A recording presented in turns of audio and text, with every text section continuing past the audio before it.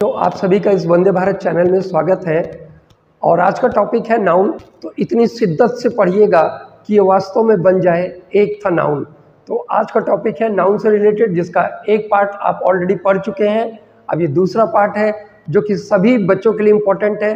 Class 11th class 12th जो state board से belong करते हैं पूरे देश में, प्लस जो भी कॉम्पिटिटिव एग्जाम की प्रिपरेशन हो रही है किसी भी बच्चे की, प्लस CHS AMU सैनिक स्कूल के बच्चे जो एंट्रेंस एग्ज़ाम देना चाहते हैं, क्लास 9th या क्लास 11th एंट्रेंस एग्ज़ाम, उनके लिए भी ये मोस्ट इम्पॉर्टेंट वीडियो है। और फर्दर और आगे की जितनी भी बड़ी कॉम्पिटिशन्स हैं उन सभी बच्चों के लिए मोस्ट इम्पॉर्टेंट वीडियो होने जा रहा है। तो दिल लगा के देखिए इस वीडियो को। नाउन से रिलेटेड बातें हैं तो ध्यान दीजिएगा। इसमें कुछ लिखा हुआ है जो बातें, कुछ नाउन का प्रयोग हमेशा प्लूरल ही होता है। इन नाउन्स के अंत में एस को हटाकर इन्हें सिंगुलर नहीं बनाया जा सकता है। कहने का मतलब कुछ नाउन जीवन भर प्लूरल ही होंगे, वो एस लगाकर आएंगे और वो प्लूरल ही होंगे। उनको आप एस को कम करके या हटाकर सिंगुलर बनाने की कोशिश कभी न करिएगा, वो शब्द ही गलत हो जाएगा।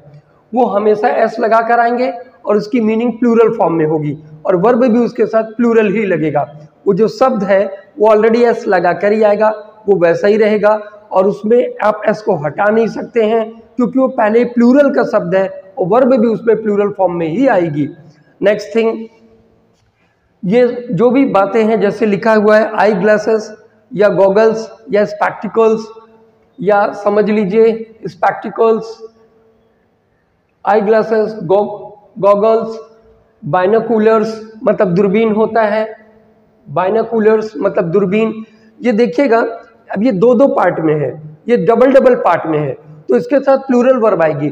जैसे मैंने कहा पैंट, ट्राउजर्स, अब ये पैंट्स है ट्राउजर्स है तो एक नहीं दो पार्ट में है, तो इस वजह से दो पैर में है अलग अलग, तो इनके साथ हमेशा प्लूरल वर्ब ही आएगी और ये हमेशा प्लूरल में ही लिखे जाएंगे। जैसे मैंने कहा कैंची, सीजर्स, अब ये दो पार्ट में है। मैंने कहा टोंग्स, चिमटा, अब वो भी दो भाग है, इसलिए उसके साथ वर्ब आपकी प्लूरल ही लगेगी और वो हमेशा प्लूरल फॉर्म में ही लिखे जाएंगे, उनको प्लूरल फॉर्म में ही आप लिखेंगे। जैसे लिखा था पैंट्स, तो ये देखिए आर आ गया इसके साथ, टोंग्स चिमटा, चिमटा के साथ आर आ गया। एसेस्ट संपत्ति होता है, प्लूरल वर्ब। आल्म्स भिक्षा, plural verb. Earning plural verb, earning plural verb. Surroundings plural verb. तो ये ऊपर के जितने वर्ड आपके स्क्रीन पे दिख रहे हैं, आल्म्स, एमेंट्स, एनल्स मतलब इतिहास या कथा होता है, इतिहास या कथा। एशेस राख होता है, custom, congratulations, outskirts, spectacles, surroundings, athletics, eye glasses, goggles, belongings, earnings, species, XYZ कुछ भी हो अब आपके सामने स्क्रीन पर है। ट्रूप्स मतलब सेना होता है, सैनिक मतलब ट्रूप्स की मीन्स सैनिक हो जाएगा। थैंक्स, टोंग्स, अभी थैंक्स भी घबरा मत जाइएगा, थैंक्स नाउन के अकॉर्डिंग आता है। एक होता है थैंक जो कि वर्ब होता है और जब थैंक्स लिख देंगे वो संज्ञा बन जाती है, तो थैंक्स नाउन का शब्द है, तो ये हमेशा प्लूरल में रहेंगे और इनके साथ वर्ब आपकी प्लूरल फॉर्म में ही चलेगी। नेक्स्ट लिखा हुआ है कुछ नाउन देखने में प्लूरल लगते हैं, कुछ में तो पीछे एस लगा रहेगा लेकिन जो वो काम करेंगे वो सिंगुलर का रहेगा, वहां पर सिंगुलर वर्ब का यूज किया जाएगा, वो एस लगा रहेगा। जैसे कोई भी सब्जेक्ट है, फिजिक्स, सिविक्स, मैथमेटिक्स, इकोनॉमिक्स, उसके साथ वर्ब आपको सिंगुलर लेना है। कोई भी डिजीज है जैसे डायबिटीज, रिकेटस, वो भले एस लगा है उससे इट डजेंट मैटर, आपको वर्ब प्लूरल लेनी है। जितने डिजीज हैं, जितनी बीमारियां हैं, डिजीज जो बीमारियां हैं, जो स्पोर्ट्स हैं, गेम, जितने भी गेम्स हैं और जितने सब्जेक्ट्स हैं, सबके साथ सिंगुलर वर्ब का यूज किया जाता है और न्यूज के साथ भी सिंगुलर वर्ब आता है। एथिक्स नीति जिसको कंडक्ट कहते हैं, ये भी सिंगुलर वर्ब लेता है। अब ये डिमांड्स सिंगुलर वर्ब है, घबरा ना जाइएगा, डिमांड्स सिंगुलर वर्ब है। जैसे मैंने कहा प्ले, ये क्या है प्लूरल, और प्लेस क्या हो गया सिंगुलर, कम क्या हो गया प्लूरल, और कम्स क्या हो गया सिंगुलर, ये सिंगुलर है और ये प्लूरल फॉर्म में है। ये बीमारियां हैं, मम्स होता है, मिसल्स होता है। मम्स का मतलब होता है गले का रोग, ये गले में बड़ा सा हो जाता है, ये मम्स है, ये गले का रोग है। मिसल्स खसरे का रोग होता है, ये कोई भी डिजीज है भाई, अगर कोई भी डिजीज है, कोई भी रोग है, आपको सिंगुलर वर्ब का यूज करना है। ये देखिए इज लगा है, न्यूज के साथ इज, इकोनॉमिक्स के साथ इज, और इसके साथ भी सिंगुलर वर्ब का यूज किया गया है। तो ये सब सिंगुलर वर्ब यूज हुए हैं। अब ये रूल थॉट देखिएगा, क्लर्जी, कैवलरी, घुड़सवार सेना जो होती है कैवलरी, इन्फेंट्री, पोल्ट्री मुर्गी पालन, पीजेंट्री मतलब वही किसान लोग या देहाती लोग, पीजेंट्री, चिल्ड्रन, जेंट्री, पुलिस। देखिए ये देखने में एक वचन के लग रहे हैं बट ये काम प्लूरल का करेंगे। जैसे लिखना है पुलिस, अब पुलिस के साथ हमेशा जो वर्ब आएगी वो प्लूरल वाली आएगी, आर आएगी, वर आएगी, आर का यूज करेंगे, हैव का यूज करेंगे पुलिस के साथ। देखने में एक वचन के हैं पर उनके साथ जो वर्ब चलती है वो प्लूरल वाली चलती है और ये प्लूरल फॉर्म में रहते हैं। जेंट्री मतलब सभ्य लोग, जेंट्री मीन्स सभ्य लोग, पब्लिक, चिल्ड्रन, वर्मिन मतलब अनाज को नुकसान पहुंचाने वाला कीड़ा, वर्मिन एक कीड़ा है जो कि अनाज को नुकसान पहुंचाता है। इनमें कभी भी आप प्लूरल नहीं बनाएंगे। ये देखने में एक वचन के हैं लेकिन काम ये बहुवचन का करेंगे, ये रहेंगे एक वचन के, काम करेंगे बहुवचन का। और इनमें जिंदगी में कभी एस ना लगा दीजिएगा। जैसे अगर कैटल लिखा है तो आप कैटल्स किए, वहीं आंसर गलत हो गया। कैटल्स कभी नहीं होगा, कैटल ही लिखा जाएगा, जेंट्री ही लिखा जाएगा, इन्फेंट्री ही लिखा जाएगा, पुलिस ही लिखा जाएगा। ये देखने में एक वचन करेंगे पर काम ये प्लूरल का करेंगे। और इनमें कभी प्लूरल न मत बनाना और इनके साथ जो वर्ब लेना वो प्लूरल की लेना। ये देखिएगा, ये जेंट्री के अकॉर्डिंग आर लगाया गया है, इन्फेंट्री के साथ हैव लगा हुआ है, पुलिस के साथ हैव लगा दिया गया है, पुलिस के साथ हैव वर्ब का यूज हुआ है। तो इनके साथ हमेशा वर्ब प्लूरल आएगी और इनमें कभी आप ऐसे यस लगाकर उसमें कुछ इंक्लूड नहीं करना है आपको। नेक्स्ट है रूल नंबर 4, क्या कहता है इस पर ध्यान दीजिएगा।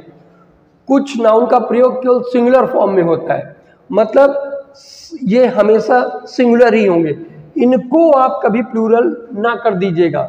जैसे scenery, poetry, furniture, advice, knowledge, mischief, hair, information. कहने का मतलब सीनरीज लिखा आंसर गलत, पोइट्रीज लिखा गलत, फर्नीचर्स लिखा गलत, एडवाइजेस लिखा गलत, इंफॉर्मेशंस लिखा आपने गलत हो गया। हेयर्स नहीं लिखेंगे, मिसचीफ हेयर लिख भी सकते हैं, हेयर्स लिखा जा सकता है, हेयर्स कुछ कंडीशन से लिखा जा सकता है, मिसचीफ्स नहीं लिख सकते, ब्रेड्स नहीं लिख सकते, स्टेशनरीज नहीं लिख सकते, luggages, baggages, postages, knowledge, traffics, musics, ये सब नहीं लिखा जाता।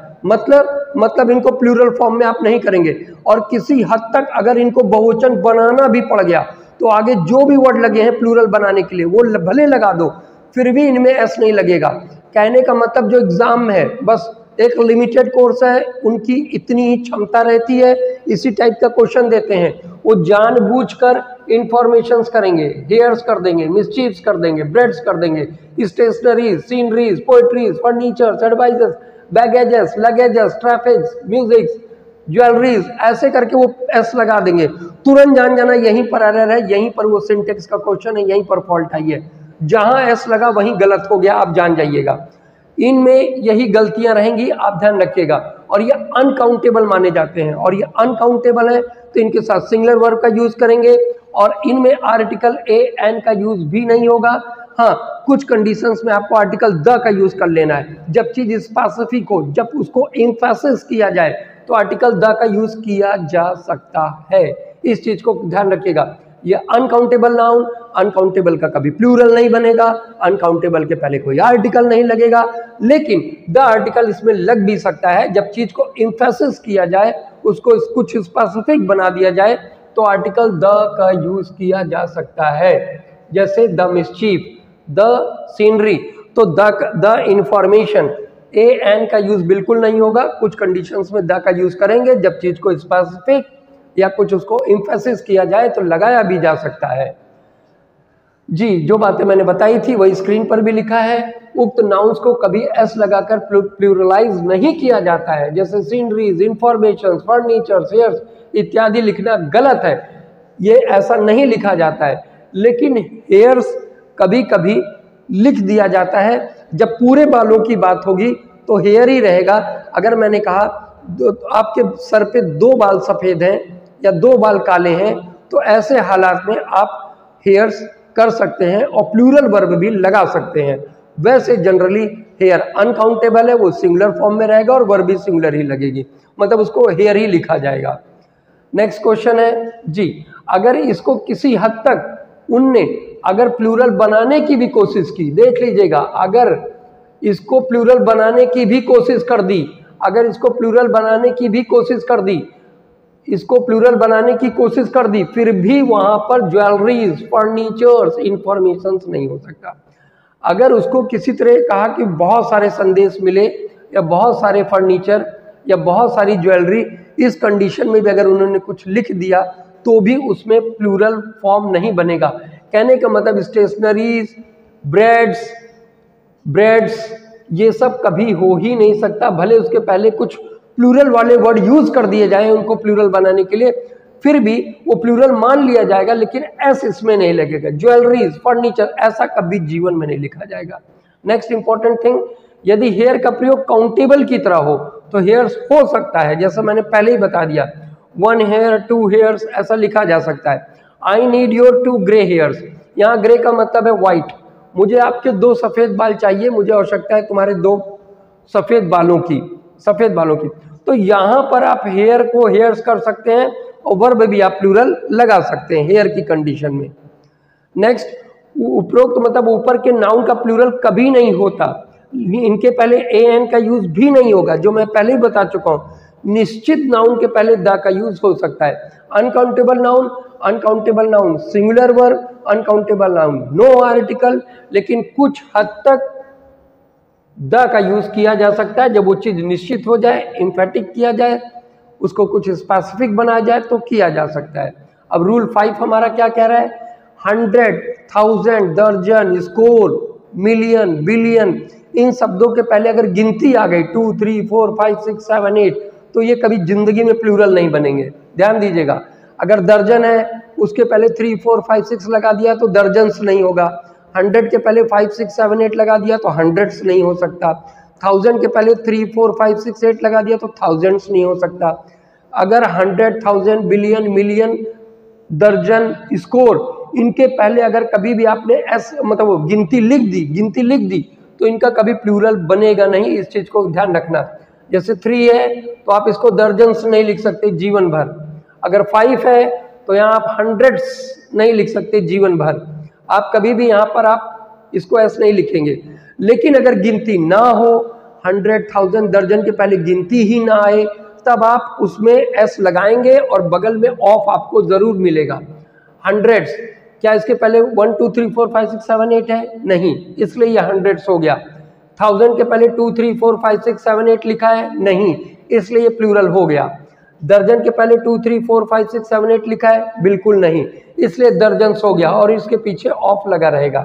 मतलब 100, 1000, दर्जन, मिलियन, बिलियन के पहले गिनती है तो इसमें एस नहीं लगेगा, और अगर गिनती नहीं है, जैसे 100 के पहले गिनती नहीं है, 1000 के पहले कोई गिनती नहीं, दर्जन के पहले कोई गिनती नहीं, तो ये एस प्लूरल लगाकर बन जाएगा।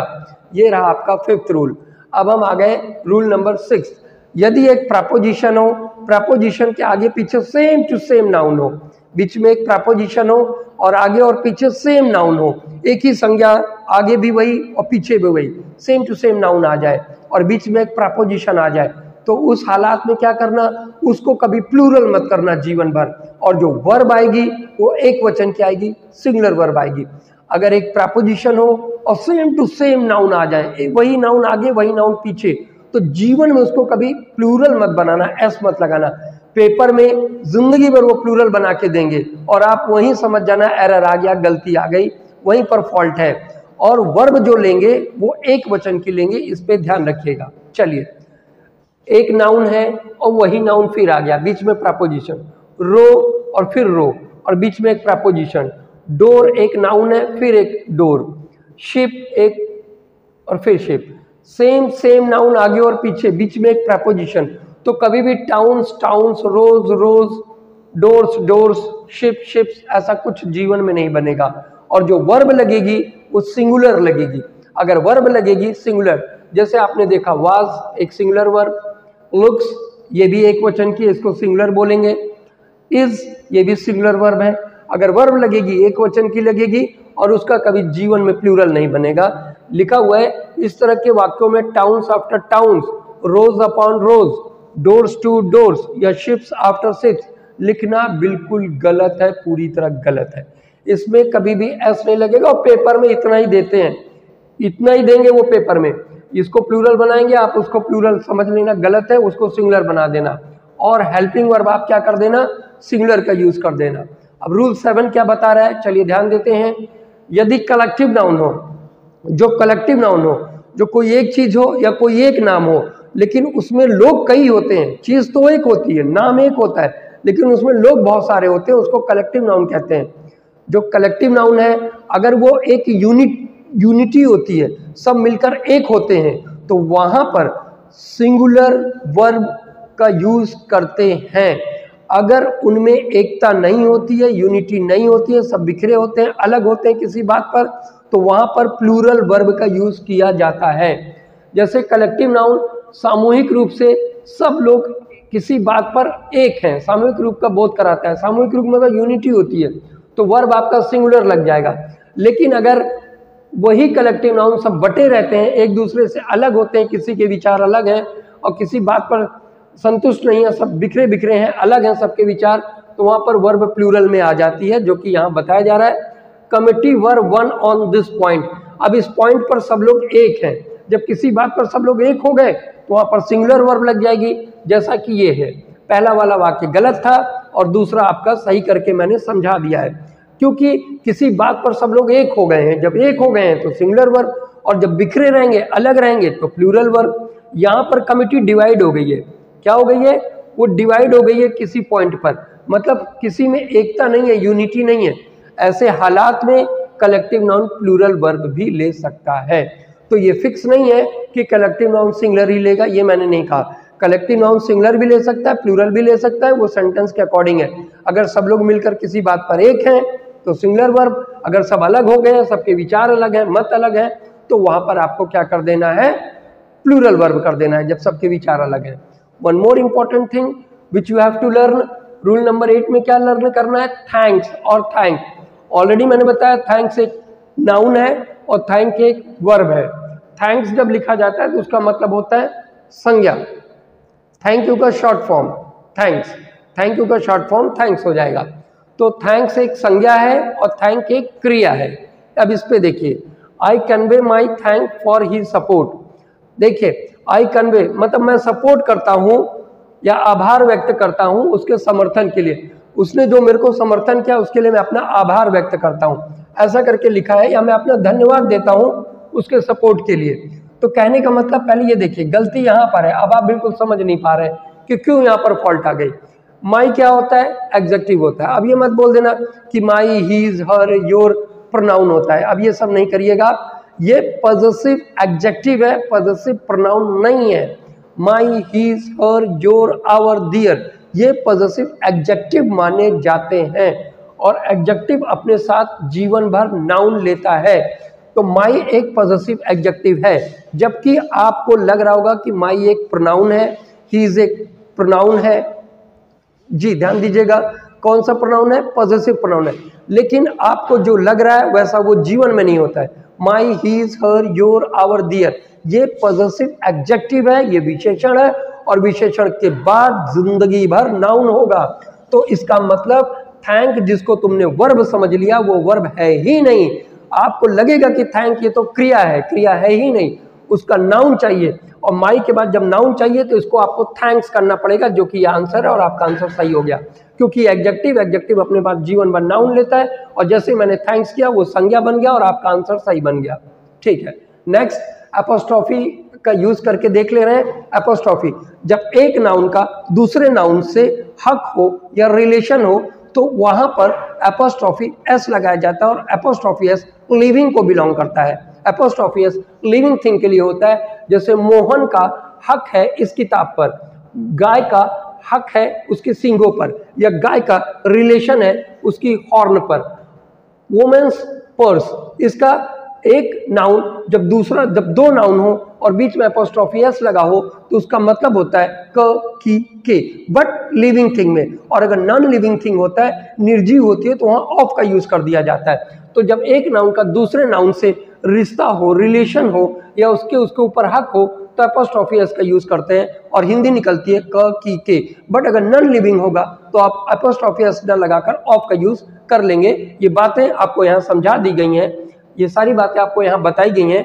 One more important thing which I want to tell you, अगर सपोज दैट ये बात प्लूरल में आ जाए, वर्ड जो है पहले ही प्लूरल में आ जाए, मतलब एस ऑलरेडी लिखा हो, बॉयज गर्ल्स वर्किंग गर्ल्स, अगर ऐसा लिखा हो पहले से ही वो वर्ड प्लूरल हो, अभी यहाँ पर सब सिंगुलर थे तो तुमने एस लगाया और एक एपोस्ट्रोफी लगाया, एस लगाया एपोस्ट्रोफी, क्योंकि ऊपर वाले वर्ड पहले से ही एक वचन थे। लेकिन अगर पहले से ही प्लूरल में आ गए, वो जो शब्द है वो पहले ही ऑलरेडी प्लूरल है, तो आपको नीड नहीं है दोबारा एस लगाकर एपोस्ट्रोफी लगाने के लिए, उसी एस के पीछे एक एपोस्ट्रोफी एस आपको लगा के चले आना है। जैसे यहाँ पर आपने एस लगाया अपने मन से, फिर एपोस्ट्रोफी, लेकिन यहाँ पर पहले ही प्लूरल है, जब पहले ही प्लूरल हो जाएगा आपको केवल एक एपोस्ट्रोफी एस लगा देना है और पूरा मामला सही हो जाएगा। Horses tail, boys college, girls school, working girls hostel, like this, पहले से ही प्लूरल है तो केवल एक एपोस्ट्रोफी लगा दीजिएगा, दोबारा एक एस लगाकर वो मत करिएगा, ये तो गलत हो जाएगा जी। One more important thing which I have to tell, देखिए कभी भी टाइटल्स में पीछे वाले शब्द में एस लगता है, कभी कोई टाइटल है ना तो उसमें पीछे वाले शब्द में लगता है क्या, एपोस्ट्रोफी एस। अगर एपोस्ट्रोफी एस लगाना है तो पीछे वाले में लगाना है, इसको कहा जाता है कंपाउंड नाउन, इसको बोला जाता है कंपाउंड नाउन जो जोड़े में आते हैं, जैसे washing machine, step daughter, step father, girlfriend, boyfriend, अब ये सब कंपाउंड नाउन है, ये जोड़े में आते हैं, इसको कंपाउंड नाउन के अकॉर्डिंग आप बोल देंगे। कुछ शब्द आते हैं जो जोड़े में ही आते हैं और जोड़े में आएंगे तो कंपाउंड नाउन बन जाएंगे, और कोई कंपाउंड नाउन जैसे आ गया और उसमें एपोस्ट्रोफी सपोज दैट तुमको लगाना है तो पीछे वाले में लगा के चले आइएगा। अब कमांडर इन चीफ्स है तो चीफ्स के पीछे लगाओ, राम एंड सन्स है तो सन्स के पीछे लगाओ, चाहे ये टाइटल ही समझ लो, किसी दुकान का टाइटल लिखा है राम एंड सन्स शॉप, किसी दुकान का टाइटल लिखा है पूरा, तो टाइटल में पीछे लगाएंगे। या दूसरे भाषा में अगर कंपाउंड नाउन है, कंपाउंड नाउन, तो उसमें आप पीछे लगाएंगे, जैसे लेदर बैग, अब ये पीछे ही आपको एपोस्ट्रोफी एस का यूज करके चले आना है, ये इंपॉर्टेंट थिंग है जो आपको ध्यान रखना है। नेक्स्ट, अगर किसी सेंटेंस में डबल डबल एपोस्ट्रोफी एस आ गई, जैसे एक बार ये और एक बार ये, मान लो डबल डबल एपोस्ट्रोफी एस आ गई किसी सेंटेंस में, तो उसको वो एरर है, वो गलत हो गया। कभी भी उन्होंने पहले ही बता दिया do not use double apostrophe, double apostrophe का यूज तो नीडलेस है यार, बिल्कुल बेकार है भाई साहब, तो फिर क्या करना है सर, तो जो डबल एपोस्ट्रोफी रहेगी उसके जो पीछे वाला नाउन होगा पहले उसको लिखेंगे, फिर अपने मन से ऑफ लगाएंगे, फिर उसके बाद पूरा का पूरा सेंटेंस आप लिख देना, आपका सही स्ट्रक्चर बन जाएगा।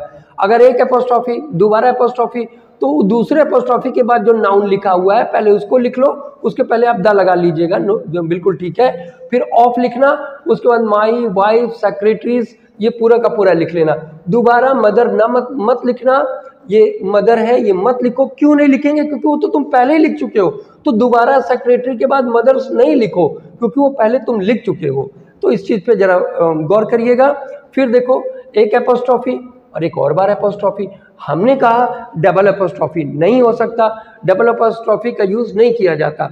अब डबल एपोस्ट्रोफी के बाद जो नाउन है, जैसे प्रपोजल, आप प्रपोजल पहले लिखो और उसके पहले द लगा लीजिए, फिर ऑफ लगाइए, ऑफ के बाद पूरा का पूरा सेम टू सेम आप लिख लीजिएगा, दोबारा प्रपोजल ना लिखना क्योंकि वो तो आप पहले ही लिख चुके हो। तो इस तरीके से इस स्ट्रक्चर को भी आप फॉलो करेंगे।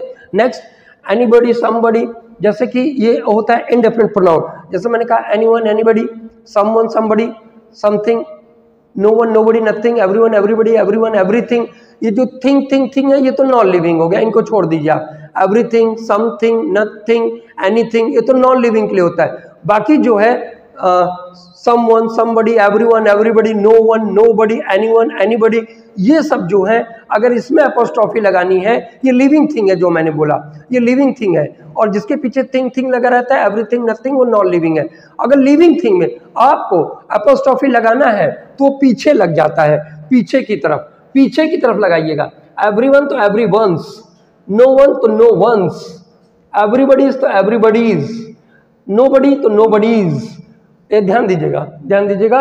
अगर इन शब्दों में लगाना है तो केवल पीछे आपको एक एपोस्ट्रोफी इसका यूज कर देना है, हिंदी निकल जाएगी क की के। Everyone's concern is no one's concern, हर किसी की चिंता किसी की चिंता नहीं है। हर किसी की चिंता किसी की चिंता नहीं है। Everybody's business is nobody's business. हर किसी का जो व्यवसाय है वो किसी का व्यवसाय नहीं है।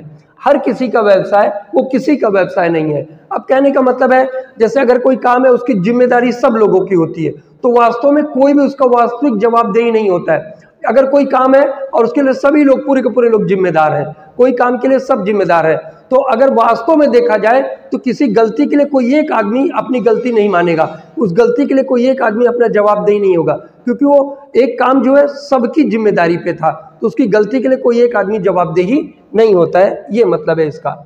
नेक्स्ट और लास्ट थिंग जो आपको ध्यान रखना है, यदि एल्स करके आ जाए, ये everybody else, somebody else, anybody else, nobody else, अगर ऐसा करके आ जाता है तो आपको जो एपोस्ट्रॉफी लगाना है वो एल्सेस में लगाना है, ना कि समबडी में लगाना है। समबडी में ना लगाना, नोबडी में नहीं लगेगा, बल्कि एल्सेस में लगता है एपोस्ट्रॉफी।